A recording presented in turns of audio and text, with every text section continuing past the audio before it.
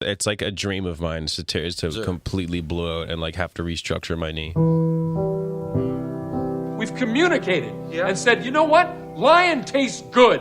Let's go get some more lion. Cindy! The TV's leaking! McLovin? Yeah.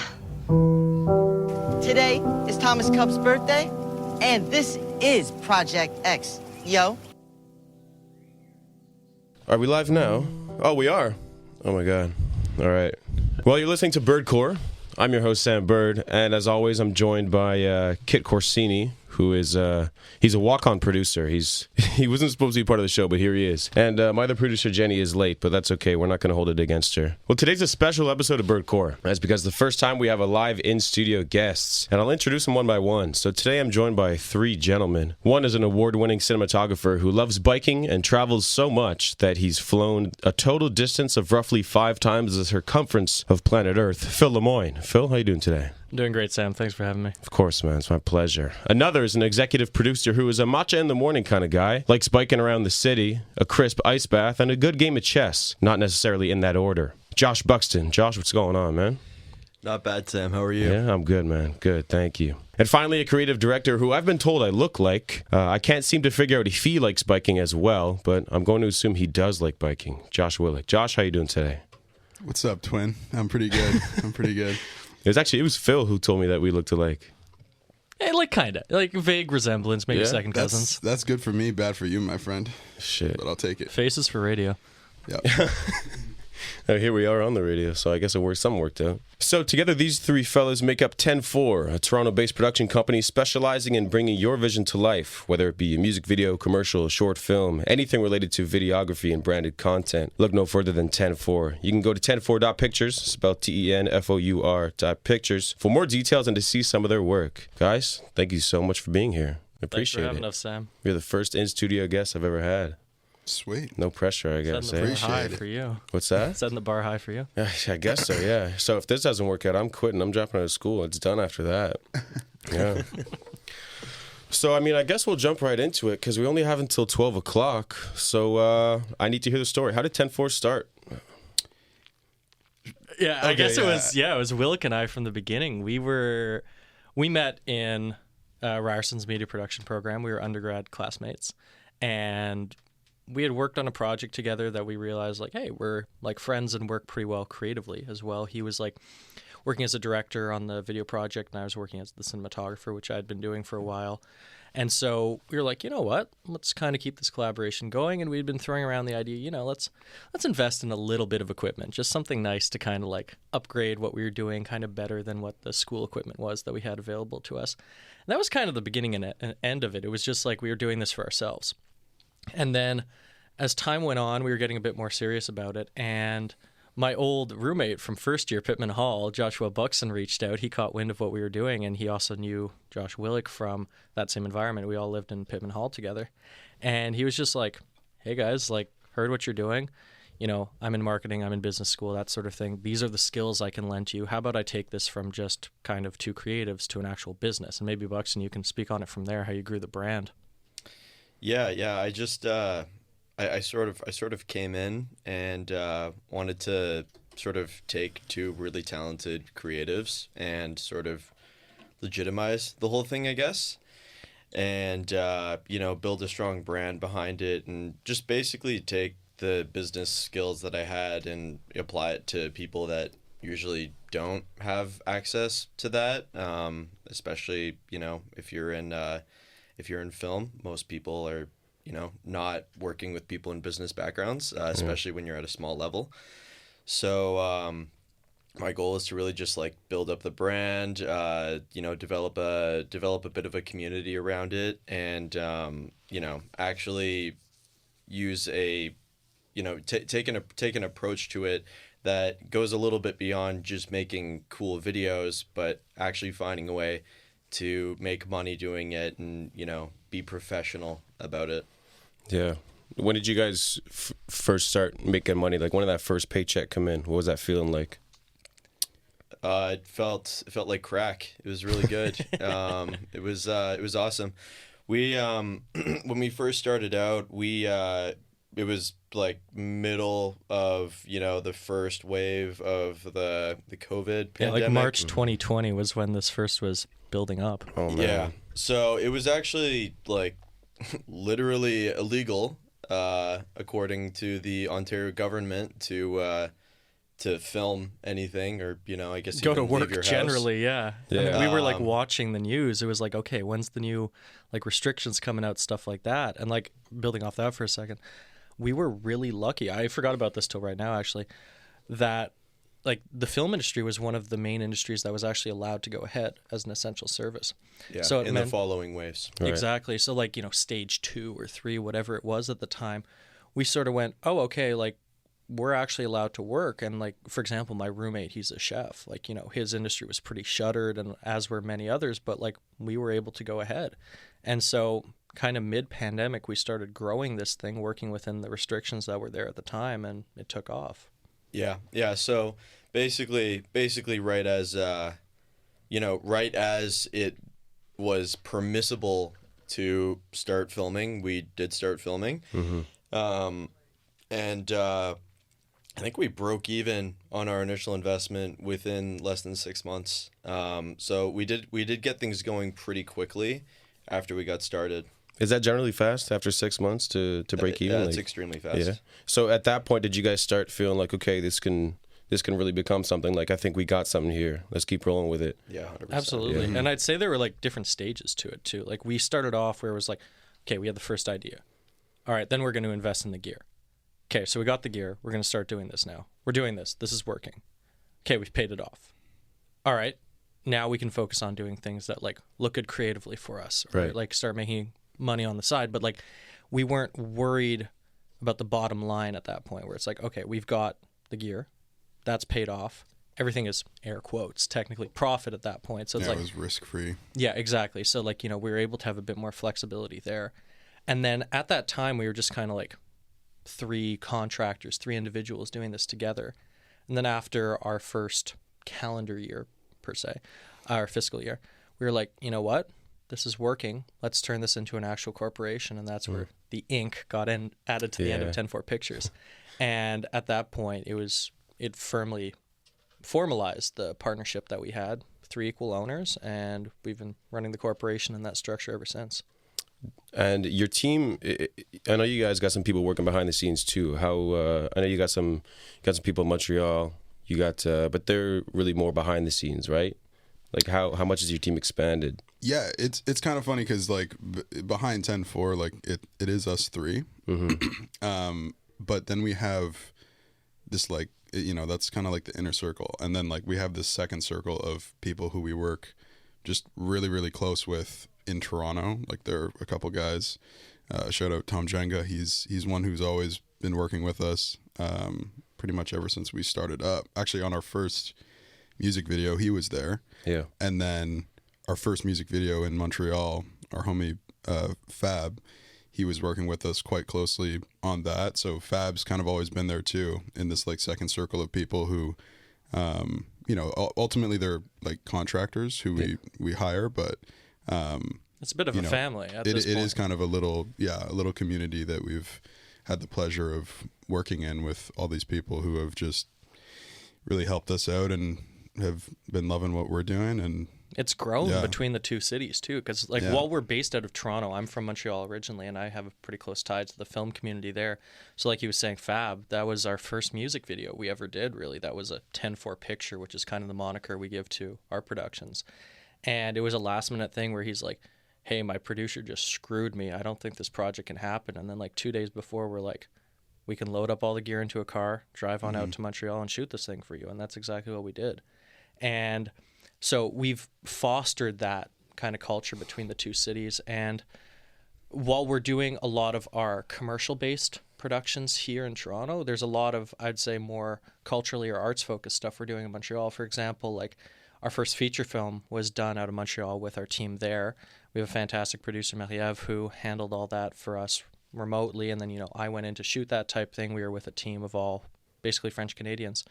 And so we really do keep that balance between what we're doing in each industry. And would you say that you guys are you focused on staying in Toronto, or I know you guys do a lot of traveling. Like, would you want to take the brand and establish yourself in multiple cities, or are you focused on being, are you focused on up and coming in Toronto and establishing yourself here? I think we've definitely established ourselves here, and it's just where it goes. Like, you know, at this point, a lot of our work that's being done in Toronto, we're starting to see a global outreach with it, you know, magic of the internet. But also, like, last summer we shot or was it last summer, 2 summers ago? We shot the Lansdowne music video for Lisa, and that was on billboards in Times Square and across the US, LA. So it's like the work's starting to get seen around the world. And then, like, Josh Willick and I, we went out to the Netherlands to shoot the Singer's music video. And that was a fantastic week with, like, a local band that we had connected with there, and we went out for that production.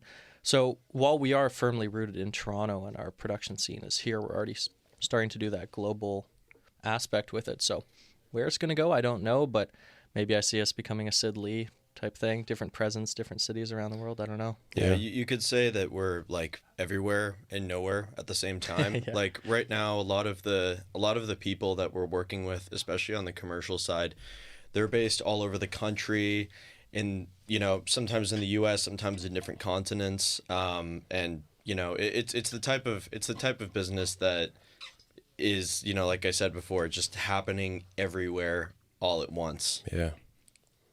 As it, especially as it, you know, expands and grows into bigger things. Right. Do you guys see yourself maybe, like, pursuing TV or film? Like, would you be open to, for example, someone writes a script, would you guys be open to having people pitch to you and then you adapt that into, you know, whether it be a TV series or a movie? Like, is that something you guys see yourself going into? We've done exactly I get new that, pitches yeah. probably every week. Really? Yeah. Wow. So what's that process like?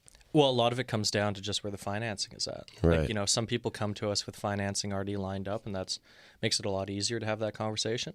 But people that are coming in, like Buxton said, just kind of blind pitching, like, I've seen some horrifically bad stuff, but I've seen some good stuff too.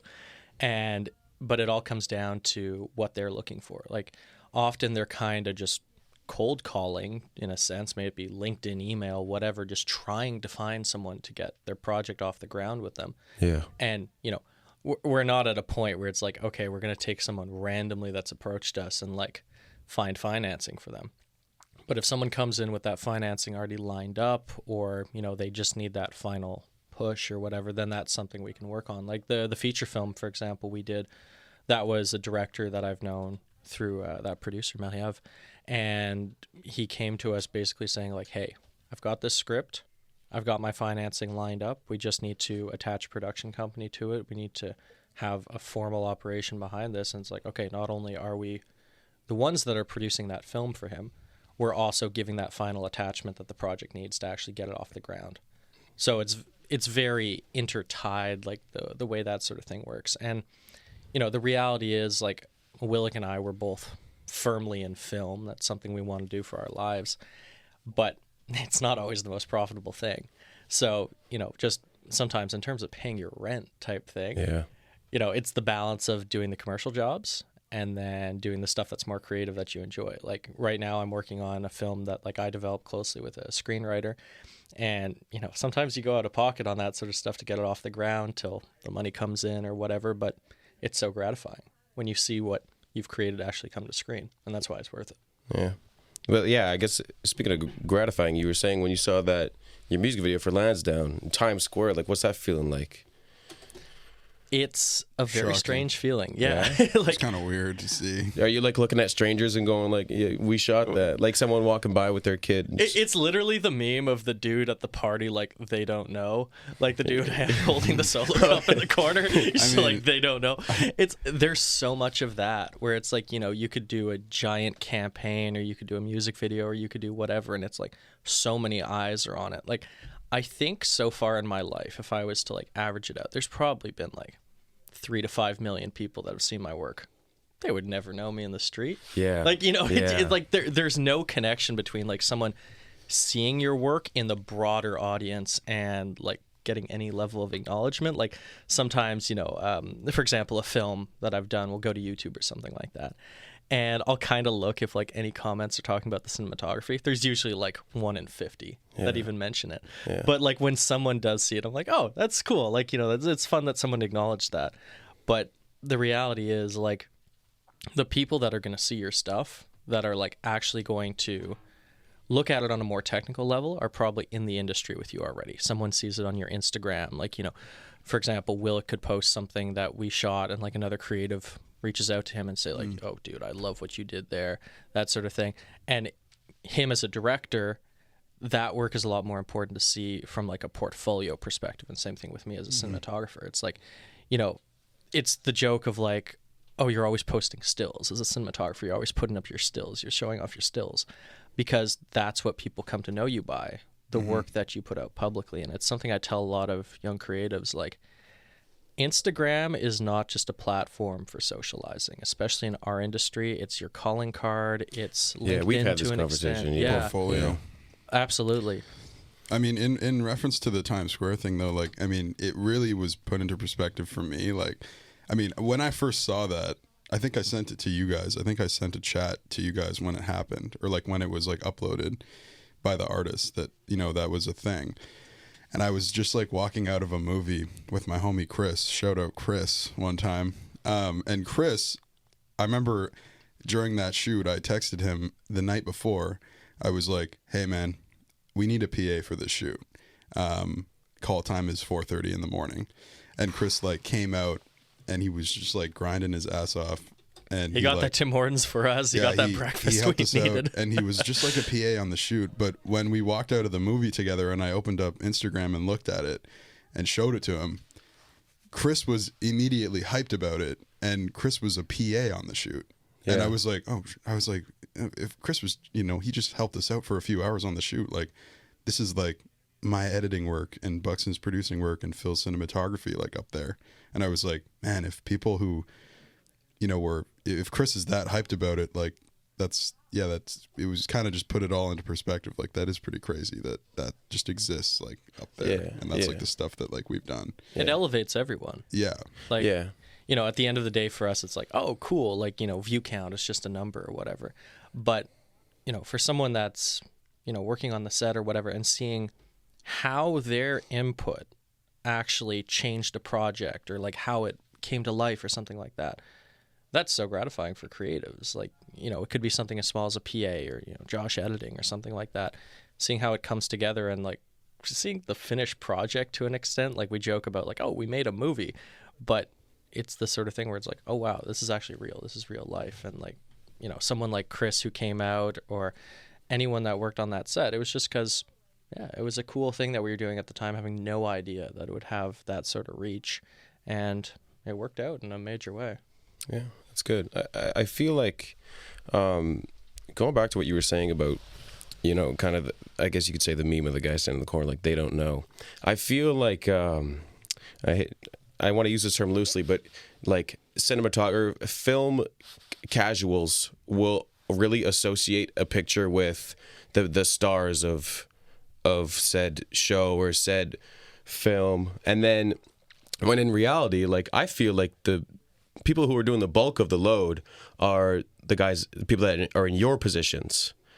So do you think that's something that, like, is it better that the people who know more about film and more about the industry know that you guys are really the ones who are really, you know, the creative force behind it? Yeah, exactly. Like, the people who need to know will know. Yeah, that's true. I mean, if like the general public looks at a movie for the actors who are in it, I mean, they're looking at the movie in the right way, because that's really the stuff that's being shoved down their throats everywhere you look. Like, you know, that's just how people market movies. I mean, you know, I mean, I wouldn't want to see an ugly cinematographer on a poster advertising a movie either. We're behind the camera for a reason. I'd rather see Zac Efron or something like that, you know? With or without the chin surgery? Probably, no, I won't shame him. With is fine. Okay, okay. Yeah, That's acceptable to you. He's cool for that. Yeah, but, you know, someone like Buxton, who's a producer, he's working the business side of things. Yeah. Even within our creative circles, you know, the broader film scene in Toronto, for example, there's like levels to it. It's like the public doesn't think about the creatives don't think about the business, and I don't know what the business doesn't think about, but there's just like a deeper layer to it always that people often don't acknowledge. And like someone like Buxton, who is a producer, and to put it in the broader business term, like basically a project manager at times or client liaisons type thing, that is so hugely important. And someone who's just coming out of art school with an arts background, they have no idea where to even begin with creative entrepreneurship. So maybe you can speak on that and get on your pedestal for a second of how important having that business knowledge is in this sort of scene. Only like 20 seconds, though, because I can't listen to that for too long. Well, yeah, I mean, at the end of the day, nothing, unless if you don't want to make money, you need to put a great deal of care into managing relationships with people, forming new relationships with people, and just smoothing out the process for the person who's footing the bill for our production.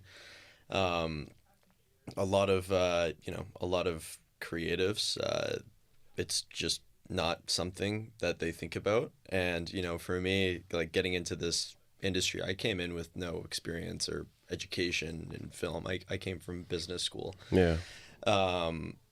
It frustrated me, and while it's gotten easier, it still makes me like want to tear my hair out at how bad people, creatives tend to be at just managing relationships with clients.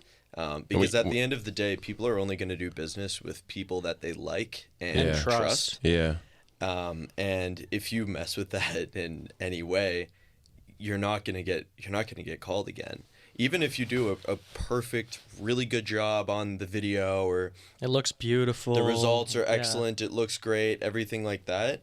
But if you're not actually putting the client first and just making them feel like they're heard and actually listening to what they want, beyond just thinking about, oh, how good is this gonna look on my reel, that's how you get called back. Yeah. And getting called back is the most important thing, because we're not doing this just to have fun. We are having fun. Yeah. But there's other reasons. We're here to run a business, and we're here to actually have careers here. I gotta pay rent.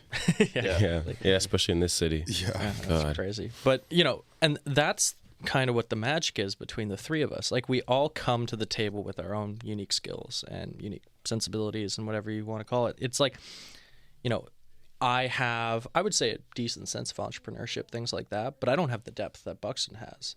And then Willick, for example, like, he has a great sense of creative output, things like that, but like he doesn't have the skills I have. And then around the table type thing.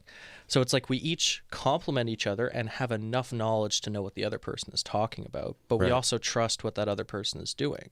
So it's like when Buxton tells me like, hey, we got to do this thing in terms of how we're running the business right now. We're going to hire these people or get this firm on or whatever. I go, okay. Like, yeah. I remember I had a prof in undergrad, and he very successfully was running a creative agency, and he was saying that, him as the boss, he brings on people around him that he knows and trusts for their skills and what have you. If one of the people that he brought into his circles and trust couldn't walk into his office and convince him on something in 15 minutes, he doesn't want that person in his life anymore. Right. Because if that person is going to present an idea to him, he wants them to A, be so sure of it, but B, know how it's going to benefit the situation, be able to sell him on that. So with that in mind, it's like, my partners, they're my equals in this marriage, if you want to call it that. And I trust them for what they're bringing to the table. If it's Buxton telling me something business-wise, if it's Willick telling me something creative-wise, I know what they're bringing to me is perfectly legitimate and just as legitimate as my thoughts on the matter, and it teaches you to listen to an extent. But at the end of the day, having the three unique perspectives that we bring to the table, I think it's so valuable and something I don't see a lot, even as narrow as a partnership versus like more broadly three people. Having those different voices, especially we always have a tiebreaker on matters, so that's handy too.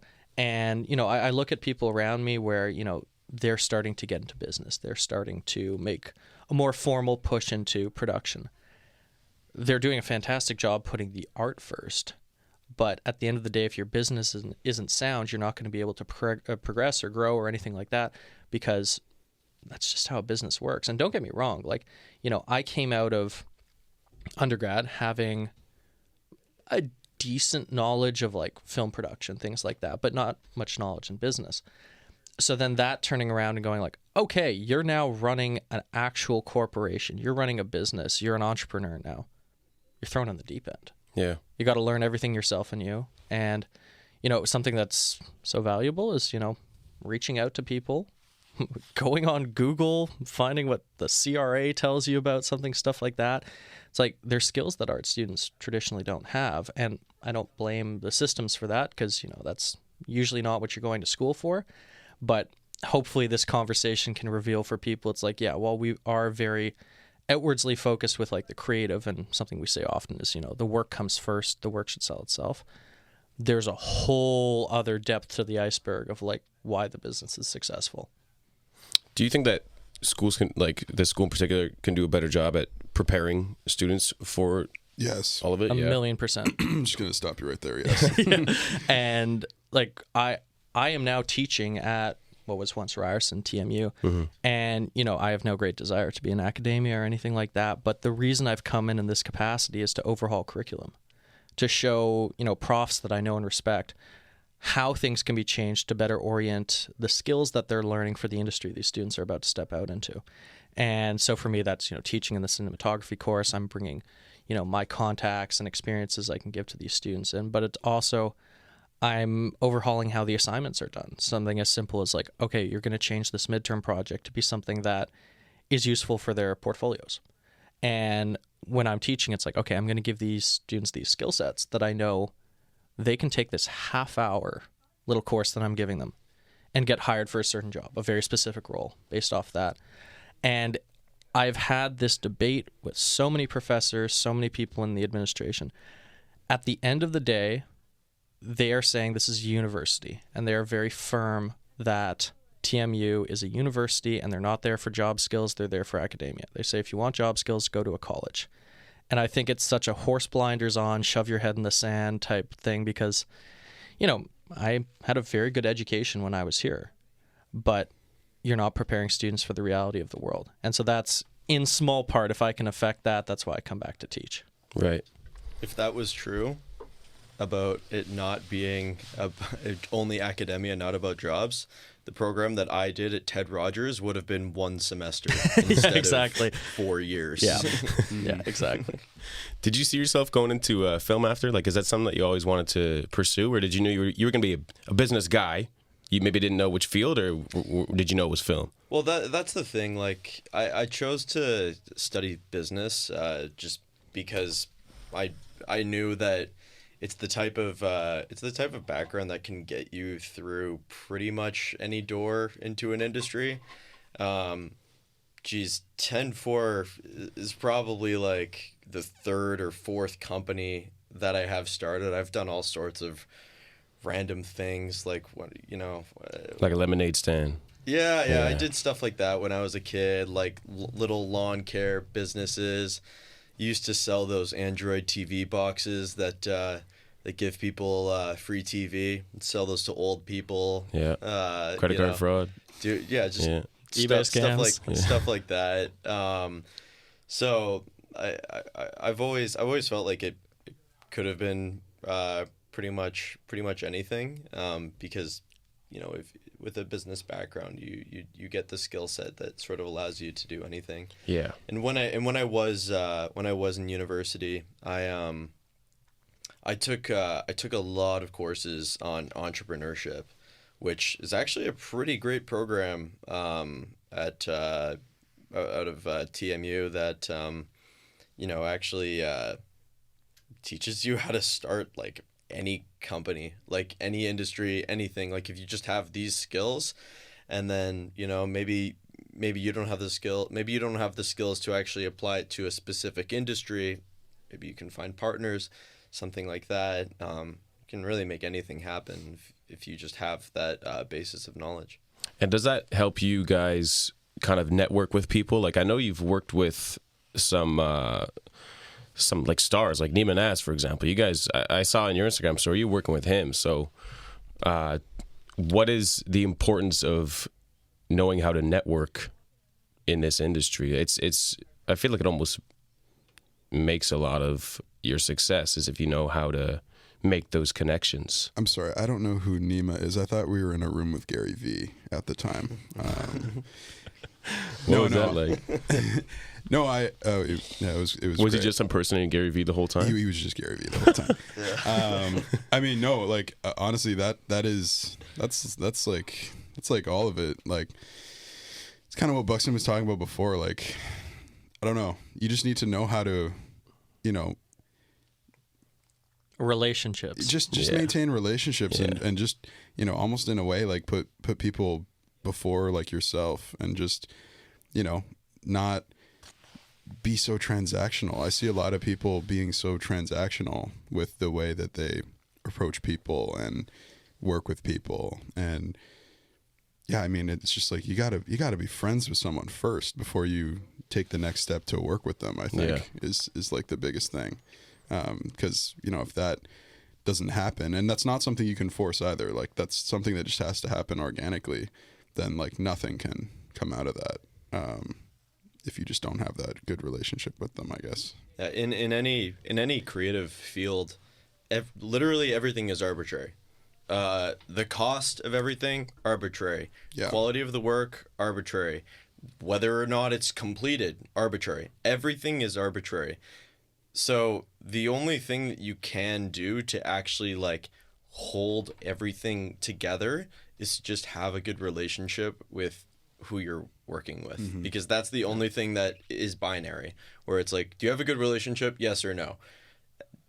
And that's what's going to determine if they're going to keep coming back, because in any project there's always going to be issues because everything is arbitrary. And in a more concrete way too, in terms of knowing people and how that can benefit you. I put this into the perspective of, someone who's coming through school or whatever like that, someone that's finishing it up. The people that you meet in your undergrad program around you, those are going to be the people you're entering the industry with. And those are going to be the ones that are going to reach out to you and say, hey, I need this person for lighting, or I need this person as a costume designer, I need whatever. Yeah. They're going to go to who they know. So make yourself known. Build relationships with the people around you. Be a good person. Like just, someone that people want to be around.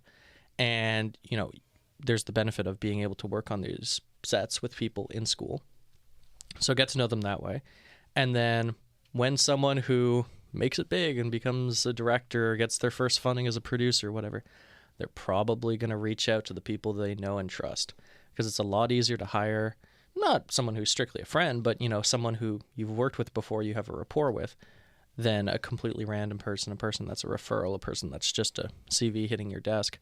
And I hear it a lot from people, especially where I'm at, where I'm, teaching upper year students. They're starting to realize like, hey, I'm in fourth year and I didn't want to get involved with the politics. I didn't want to get involved with the cliques, the whatever. They realized, oh no, I had the complete wrong approach and I don't know anyone leaving school. Yeah. And, I put that in like very social constructy terms, but like these students are telling me like, oh, my biggest regret is not networking more. And, Willick, you can speak on this, but at the end of the day, like our undergrads mostly we did a few creative projects that we liked, but it was all getting to know people and networking. Yeah. I mean, the thing I'd say about that is like, that is quite literally the number one reason why I would recommend anyone to go into film school, media school, photography school, any creative field in post-secondary education. That is the number one reason I'd recommend anyone to do it. And you could argue maybe the only good reason in some cases to do that is literally just to meet people and network. I think that's like, it's just so insanely valuable. And I guess like, it was really lost for a lot of people, I think. I would say though, you don't have to be in school to network. No, you don't have to do that. But if you do decide to go forward and do that I would say that is the best thing that would ever come out of having a post-secondary education is making those connections. You have to make the most out of it. You have to give yourself those own opportunities. Yeah. Like, I look at how Willick and I started working together. That was a cinematography course project that I was just like, hey, I want to do something a lot bigger than the scope of this class. Let me bring on someone from even outside the course, which was Willick at the time, to help me work on this. And so I met him, I built that relationship and whatever as a result. But it's like I applied that to everything else throughout school, where it's like, okay, you got to give yourself the opportunities. You got to make the most of like what projects you may be presented with. Like, I was very on the fence about it, but I ended up doing a master's after my undergrad.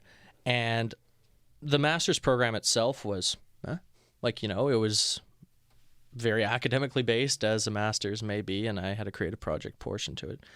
But I was able to self-direct and cater the curriculum in a way that throughout the project, the things I worked on ended up being beneficial for my career and 10-4 by extension. I got the other guys involved where I could.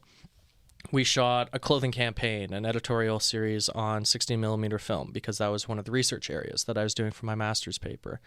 I did a lot of research into color science, comparing different formats, things like that. These all ended up being facets of what we use for, to an extent, our marketing material now, to show in a tangible way what makes our work different, what makes that 10-4 picture come to life. So it's like a lot of what I was doing throughout school, even at that higher level in my master's, as where it's like, okay, I need to make this valuable to myself, not only for my assignments, but also for my larger career. Right. No. Do you guys have... oh, excuse me. I haven't had enough water today. And I don't have any water in the studio because that'd be silly.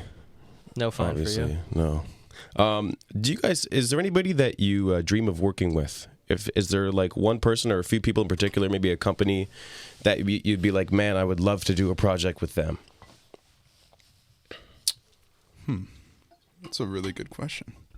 I mean, oh man. Like anyone. I can pick from anyone? Yeah, anybody you'd like. Huh. Here, I can jump in here in the meantime. The people that I like kind of idolize to an extent are not strictly those that I'd want to work with, Like, there are some people that, I've even met, like Roger Deakins, who I'd say is like, the greatest cinematographer of our time.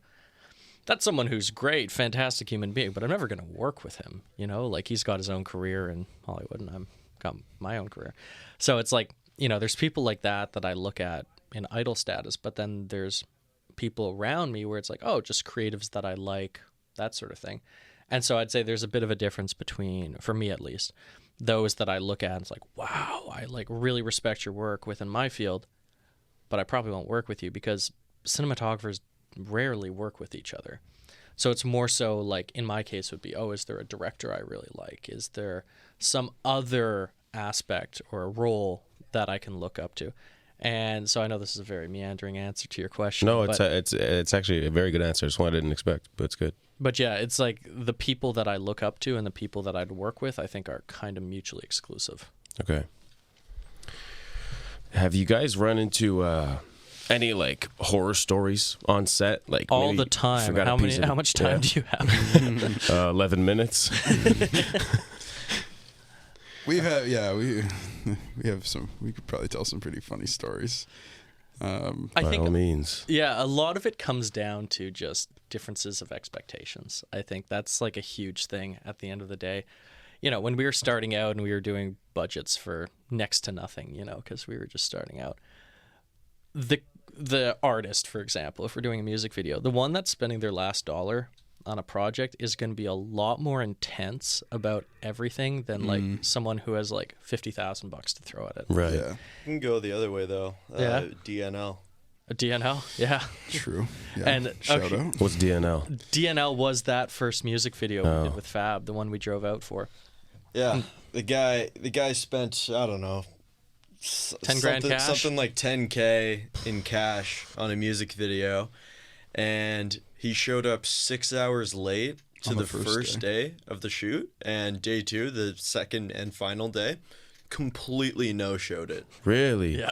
But he still spent that money? So, like, do you get that money? How does that we work? got it. In cash. Yeah. Whoa. And did this music video still work out? It The editor had to stretch stuff. Yeah. It definitely wasn't what the director was expecting, but the music video did come out. It was good. First time, shout out Fab for putting Terrence Malick in a rap treatment. That was a wild one. It definitely turned out way different than Tree of Life. Bold, let me tell you. creative choice. Yeah, but yeah. Yeah, it's like people, and again, boiling it down, it's like no respect for the time. Like, oh God, what's that music video we always watch? I mean, DNL didn't even know DNL was going to a shoot that day. So, like, there was that. Wait, what video? Well, the music video where, like, the editor/director cuts it. Oh, yeah, it's the Young Thug Wyclef Jean video. Exactly. Yeah, that we literally lived through that, and then didn't make the video like that. But we lived through the Wyclef Jean video, like. Yeah, in real life. Yeah, sometimes they have really tiny budgets. That usually means they're going to be a pain. Mm-hmm. And then if they have big budgets, it means they're going to be so passive that it will be a detriment to the project. Yeah. Oh my God. Like they'll want to kind of control. They'll want to kind of do your jobs at the same time. Oh, like, yeah. Or All just the do time. yeah, really. Eh? Yeah. Like, there's some people that go like, oh, and this is in Will's case, like, I want to co-direct with you. Like, that's a classic one. And then Nightmare. I feel like that's not really supposed to be an option, though, right? Like, yeah, it's not. It's not efficient. That's not an efficient workflow at all. I mean, yeah, we've had some crazy cases where, like, these type of clients that Buxton's talking about, with the smaller budgets, like, they because they're stretching dollars and they want so much control, like, I've literally gotten texts from, like, months, years after shoots that we've done, trying to exert even more control over projects, which is like, hey, can we make these changes to the which edit? is like, hey, yo, guys, like, it's done now. Like, we've finished. And you know how Kobe said, "Job not finished." job is finished. Job is very finished. Like, when we came into it at the beginning, we were so focused on just building a portfolio for ourselves, like, at the beginning, and that's why I was saying, we're taking on those low budget, no budget projects just to have something good. And, like, to this day, I'm still proud of the stuff we did and, like, how we maximized those resources. But those initial people broke their toy.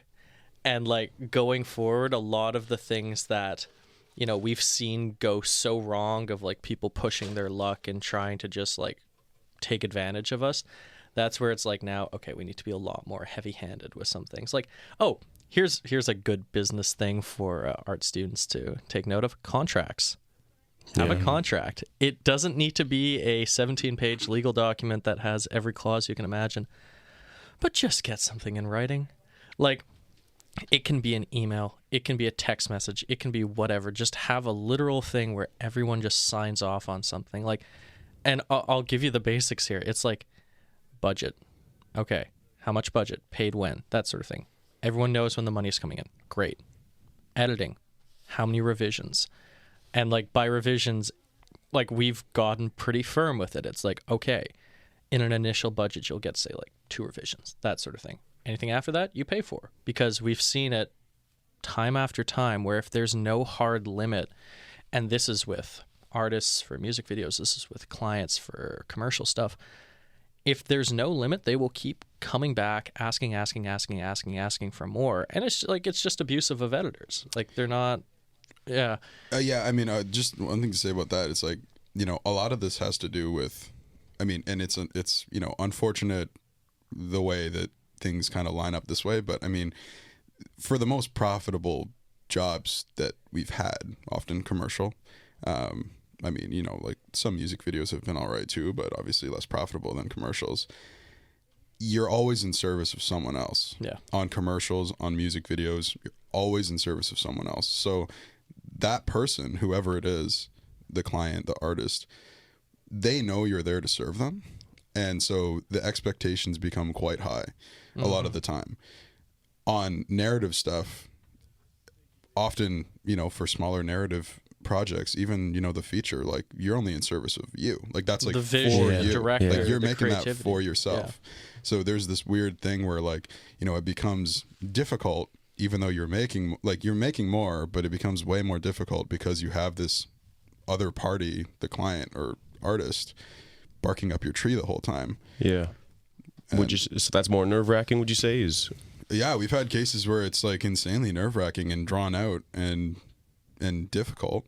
But we've also had cases where it's actually really streamlined and, you know, people are quite respectful and thankful of the work we put in. It really, like, you know, there's no telling. Like we you know, every time we kind of come onto a project, it's like someone putting a blindfold around us and shoving us into a dark room. But that said, you know, that's why the people that we continue to work with them because, you know, it's once you find that good client, once you find someone who you really get along with, that's when it's like, okay, this is a good thing. Keep this going, that sort of thing. Definitely. And it's just at the end of the day, it's like as long as everyone's respectful and there for the same reasons, that's great. But it's when there's like a mismatch in terms of those expectations. It's like when we're doing a commercial job, it's like this is for no great love of your soda or whatever. Yeah. Like, you know, it's like we're all here for the same reason. It can be sometimes though. It can be. If it's a good product, The point I'm making here is like, you know, we're here because we're running a business, and you're here because you're running a business as well. And like, you know, it is truly an exchange of services or money for services. So those sorts of things. Well, Sorry, did you guys hear that? yeah, I did hear that. Yeah, Oh, man. that was weird. Hello. But yeah, wrapping that up, I was just gonna say, like, yeah, like, you know, if you're there for a job, I would expect the client to know that, you know, while we are here to give our all creatively, whatever. Yeah. It is also a job, and like you need to treat us with the same respect, and also like hiring practices, legal protections, whatever, of like the broader labor market. Because, you know, there's some stuff that I see in the film industry where it's like, whoa, that's actually crazy. Like that's like actually out of hand. But people do it in the service of art or whatever, like not to go down this rant, but like 20-hour workdays. That's Where else do you do ridiculous. that? Yeah. Like, but, you know, people are just like grinding at it for like the creative output. Well, that's the industry, right? Like it's... Should it be though? That's the question. I don't know. I used to... when I was at the gym, I used to listen to the Rock, like, motivational videos on YouTube, and he's going, just finish a 16-hour day on set. Yeah. Now I'm hitting chest for 4 hours. It's about drive. It's about power. Yeah, exactly. I've actually heard some horror stories about The Rock. Like, apparently, he'll show up 4 hours late on set, and if his stuff isn't being shot first, he's like, well, let's just shoot my stuff. Like, I've heard some... nightmare. He's 4 hours late because he slammed an entire bottle of Terramana tequila before arriving on set. Oh, man. If we had more time, I could go into that. Look, guys, got about a minute and a half left. Is there anything you guys want to promote? Is there anything that the people should know 10-4 is working on right now, or is it all a big secret? No, it's out in the public. Like, you know, we just released the Rebel campaign that we shot. There's no place like Rebel, and that's the title, and it's the truth of it. But yeah, go give that a watch. It's on our Instagram, and yeah, had a really good time shooting that one. And the Instagram is at 10-4 pictures, right? Exactly. Yeah, drop a follow. Drop a follow. Yeah. Absolutely. All right, boys. Well, look, I don't have much else. I got through all my questions here. I had some in bold, which were ones I needed to ask, and some in not bold. But I guess that's just... Now I'm just trying to fill time, I guess. Now I'm just How much talking time do we have to fill? 64 seconds? Pretty much, yeah. Sweet. All right, Yeah. Buxton, best story from set right now. Go. Go. Yeah, you have a minute. Best story from set. Jeez, you're putting me on the spot there.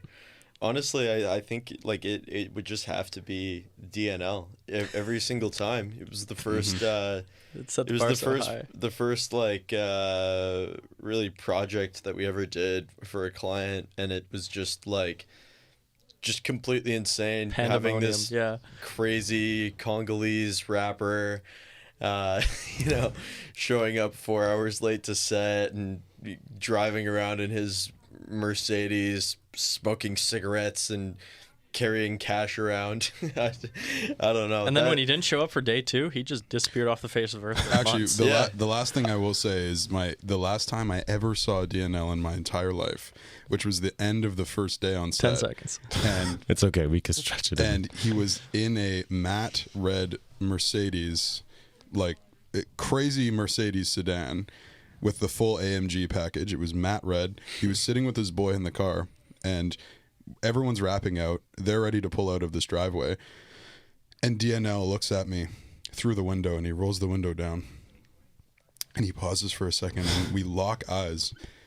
And he goes... Puts down his Cartier shades. He puts down his Cartier shades, and he goes, "See you tomorrow, bro." And then he rolls up the window, and then they peel out of the driveway so fast, like they were in the Millennium Falcon, and then I never saw him again. Shooting gravel everywhere. He said, "See you tomorrow, bro." I did not see him the next day. I went to has meet it. up with that guy for to plan a second video months later. Yeah. And I drove out. It was like a 45-minute drive to the meetup spot. And I get there. He never showed up. He didn't answer any of my calls. I was like, all right, I guess DNL's just being DNL again. Jeez. 2 days later, I get a message from him. At like 2 a.m. Bro, I was arrested on the way to meet up with you. I just got my phone back. I just got Yeah. out of jail. And that was my last interaction with He him. was probably still in that same drive in the matte red Mercedes. Probably. Yeah. Jeez. All right, guys. Look, thank you so much for coming in. I really, really appreciate it. Thank This you, Sam. episode, if by the grace of God, someone in the studio press recording, will be on Spotify and Apple Podcasts within the next few days. Cool. Awesome. 10-4 Pictures, 10-4.pictures of their website, at 10-4 Pictures on Instagram. That's all I got. And you are Sam Bird. And I'm Sam Bird. Yeah, that's part of it too. Yeah. All right. Thank you so much, guys. Love it. Take it Thanks, easy. Sam. It's like a dream of mine is to completely blow out and like have to restructure my knee. We've communicated and said, you know what? Lion tastes good. Let's go get some more lion. Cindy? The TV's leaking. McLovin? Yeah. Today is Thomas Cub's birthday, and this is Project X. Yo.